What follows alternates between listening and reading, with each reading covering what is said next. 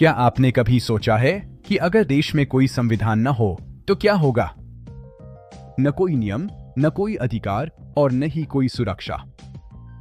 भारत का संविधान सिर्फ एक किताब नहीं है, यह देश को जोड़ने वाली सबसे मजबूत डोर है। संविधान हमें बताता है कि सरकार क्या कर सकती है और क्या नहीं।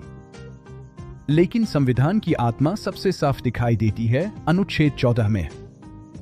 अनुच्छेद 14 कहता है, कानून की नजर में सब बराबर है।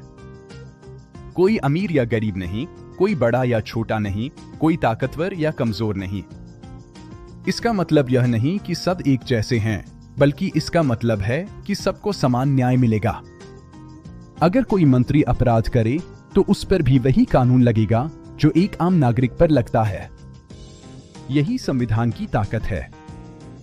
लेकिन सवाल यह है, क्या हम सिर्फ अधिकार याद रखते हैं या कर्तव्य भी? संविधान हमें बोलने की आजादी देता है, लेकिन झूठ फैलाने की नहीं। संविधान हमें आजादी देता है, लेकिन अराजकता की नहीं।